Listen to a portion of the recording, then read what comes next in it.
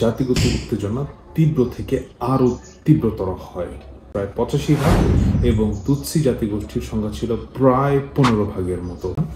Juvenile হাবিয়ারিমানা ছিলেন Uganda থেকে রুয়ান্ডায় আক্রমণ শুরু করে। 1993 সালে আউরসা চুক্তি স্বাক্ষরিত হয়। 90 দশকের শুরুতে রুয়ান্ডার জাতিগত উত্তেজনা তীব্র থেকে আরও তীব্রতর হয়। তখন রুয়ান্ডায় হুতু জাতিগোষ্ঠীর সংখ্যা ছিল প্রায় 85 ভাগ এবং তুৎসি জাতিগোষ্ঠীর সংখ্যা ছিল প্রায় 15 ভাগের মতো। 1990 সালে রুয়ান্ডা প্যাট্রিয়টিক ফ্রন্ট, যা আরপিএফ নামে পরিচিত, মূলত তুৎসি বিদ্রোহী জাতিগোষ্ঠী, তারা ইউগান্ডা থেকে রুয়ান্ডায় আক্রমণ শুরু করে। এর ফলে গৃহযুদ্ধের সূত্রপাত হয়। পৃথিবীর সব থেকে ধনী দেশগুলোর মধ্যে একটি হচ্ছে কঙ্গো। 1993 সালে আউরসা চুক্তি স্বাক্ষরিত হয়, যা শান্তি প্রতিষ্ঠার লক্ষ্যে ছিল।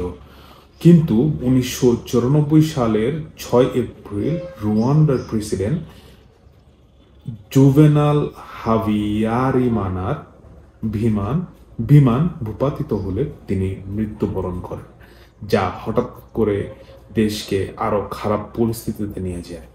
কারণ জুভেনাল হাবিয়ারিমানা ছিলেন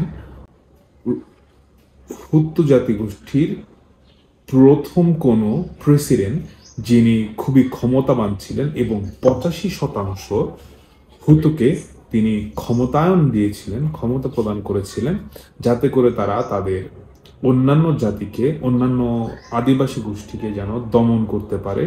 এই ঘটনাকে কেন্দ্র করে হুতু জাতীয়তাবাদী তুৎসি এবং মধ্যপন্থী হুতুদের বিরুদ্ধে গণহত্যা শুরু হয়। প্রায় 100 দিনের এই গণহত্যায় প্রায় 8 লাখের উপরে রুয়ান্ডা নাগরিককে হত্যা করা হয়, যা বিশ্ব ইতিহাসের অন্যতম ভয়াবহ ঘটনা হিসেবে পরিচিত।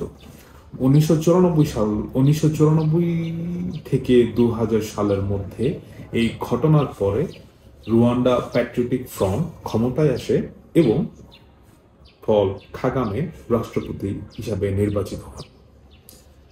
দেশটি ধ্বংসস্তূপে পরিণত হয়েছিল এবং সরকারকে পুনর্গঠন, শরণার্থী প্রত্যাবর্তন এবং জাতিগত সম্প্রীতি প্রতিষ্ঠার জন্য কঠোর পরিশ্রম করতে হয়েছিল।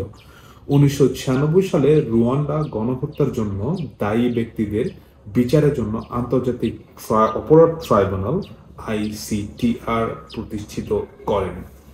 আমি আমার আগের 3টি পার্টের মধ্যে আপনাদেরকে বলেছিলাম কঙ্গোর ভিতরে কিছু রুয়ান্ডার নাগরিক ছিলেন এবং ইউগান্ডা কেনিয়ার বর্ডারে কিছু রুয়ান্ডার নাগরিক ছিলেন যারা এখনো সেখানে বসবাস করছেন। কিন্তু কঙ্গো এবং M3 বাহিনীর মধ্যে কেন যুদ্ধ লাগলো এবং M3 বাহিনী কারা, আজকে এই শেষ ভিডিওতে আমি আপনাদেরকে সেই ঘটনার সারাংশ তুলে ধরতে চেষ্টা করব। গোমা হচ্ছে রুয়ান্ডার রুবাবো অঞ্চলের, মানে যেটি কঙ্গো বর্ডারের সাথে সংযুক্ত রুয়ান্ডার বর্ডার, সেখানে কিছু তুৎসি জনগোষ্ঠী চলে যায়। তারা 1994 সালে সেই গণহত্যার সময় যারা তুৎসি জাতিগোষ্ঠীর লোক ছিল, তারা সেই ভয়াবহতা থেকে বাঁচার জন্য সেই রুয়ান্ডা কঙ্গো বর্ডারে গোমা নামক অঞ্চলে তারা বসবাস শুরু করে। এবং তারও আগে কিছু জাতিগোষ্ঠী ছিল, তারা যখন হুতুরা ক্ষমতায়নে আসে, আমি বিশেষ করে বলতে চাচ্ছি জুভেনাল হাবিয়ারিমানার কথা, যিনি হুতু জাতিগোষ্ঠীর ছিলেন এবং তিনি যখন প্রেসিডেন্ট হন, তিনি বিশেষ ক্ষমতা দান করেন হুতুদেরকে।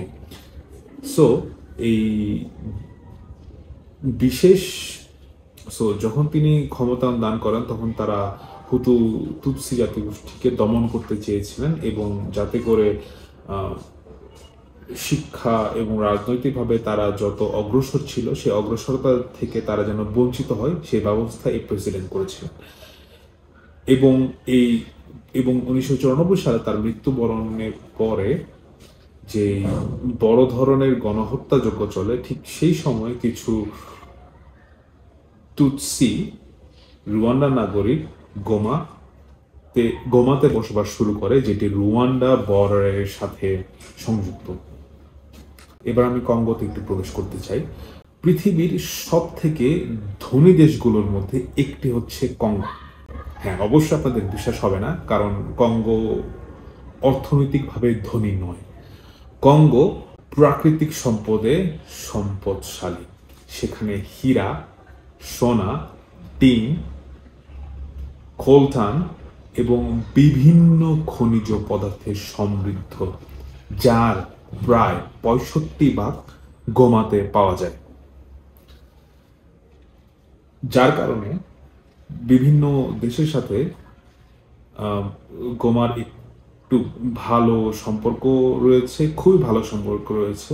যেমন চায়না সেই গোমা অঞ্চলের প্রায় 2/3 জায়গায় আধিপত্য বিস্তার করে।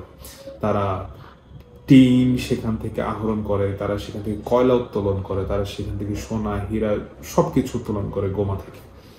গোমা হচ্ছে কোলটানে সমৃদ্ধশালী। আচ্ছা, কোলটান কি? কোলটান হলো কলম্বাইট ট্যাটালাইট নামক খনিজের সংক্ষিপ্ত রূপ।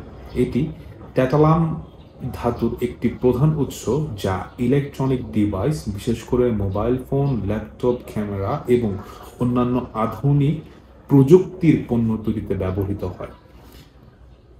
ট্যাটালাম খুবই গুরুত্বপূর্ণ কারণ এটি ক্ষুদ্র, দক্ষ এবং দীর্ঘস্থায়ী ক্যাপাসিটর তৈরি করতে ব্যবহৃত হয়, যা ইলেকট্রনিক সার্কিটের জন্য অপরিহার্য। সো এই কোলটানের প্রায় 75% এই গোমাতে পাওয়া যায়, এবং চায়না, আমেরিকা, ইউকে, ফ্রান্স, স্পেনের মতো অনেক বড় বড় কোম্পানি এখানে তাদের মাইনিং স্থাপন করেছে এবং এখান থেকে কোলটান সংগ্রহ করে, যার মধ্যে প্রায় 75% চায়না অধিগ্রহণ করে।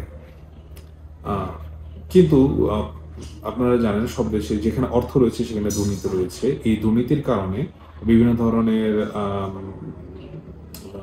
জাতিগত মানুষের মৌলিক চাহিদাগুলো পূরণ হচ্ছে না। যে সকল রুয়ান্ডান নাগরিক গোমাতে বসবাস করছিলেন তারা নিগৃহীত হতে থাকে কঙ্গোর রাষ্ট্রের কাছে, কঙ্গো রাষ্ট্রের মধ্যে দিয়ে, যার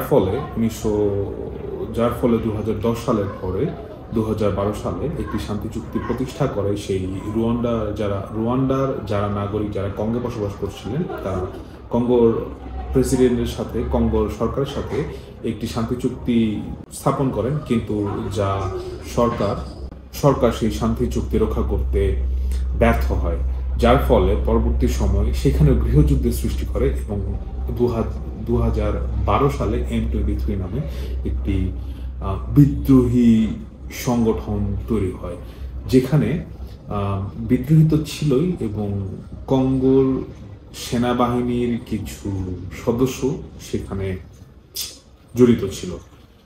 এখন 2025 সালে সেই যুদ্ধ কেন শুরু হলো? ধারণা করা হয়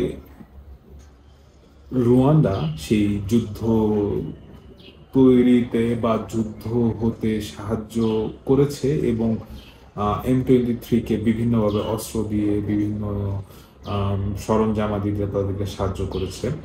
আসলে আপনারা জানেন যে আমি আমার ভিডিওর মধ্যে অনেকবার বলেছি, যে দেশে খনিজ সম্পদের সম্পদশালী সেই দেশের সাথে বিভিন্ন ধরনের যুদ্ধ ঘটবেই এবং অন্যান্য বিভিন্ন দেশ থেকে সাহায্য আসবেই, হোক সেটি অস্ত্রগত, হোক সেটি অস্ত্র দিয়ে, হোক সেটি অন্য কোনো ভাবে। আমি জানি না কেন যুদ্ধ হচ্ছে, কিন্তু আপনারা হয়তো খবরে দেখতে পারবেন, খবরে জানতে পারবেন। আজকে এই ভিডিও আমার 4 নাম্বার, চতুর্থ এবং শেষ পর্ব।